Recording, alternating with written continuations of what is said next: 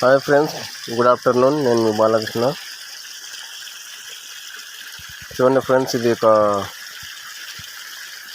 దాదాపు 3 నెలలకు వస్తుంది మొక్కజొన్న చేను.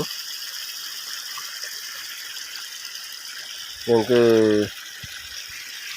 ఇలా డ్రిప్ సిస్టమ్ లాగా చిన్న చిన్న నల్లాలు ఏర్పాటు చేసుకున్నాము.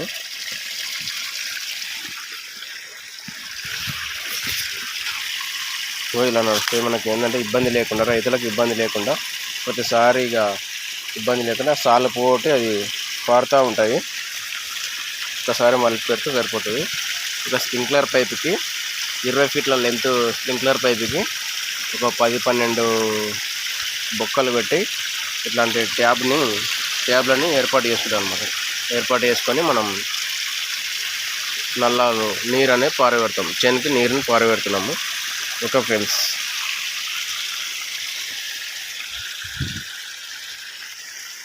ఫ్రెండ్స్, నా వీడియో నచ్చితే లైక్ చేయండి, షేర్ చేయండి, నా ఛానల్ని సబ్స్క్రైబ్ చేసుకోండి.